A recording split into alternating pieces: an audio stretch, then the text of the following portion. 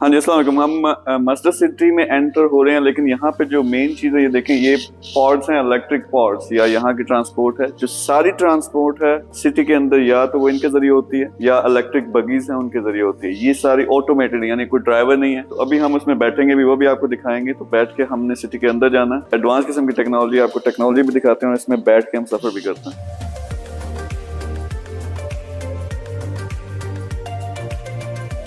यहाँ पे हम इसके अंदर आके बैठे हैं, तो अभी हमने ये सिलेक्ट करना किस जगह पे जाना। अब ये खुद चलना शुरू हो गई है, कोई ड्राइवर नहीं है। थोड़ा अजीब सा लगता है इसमें पहली दफा बैठ के।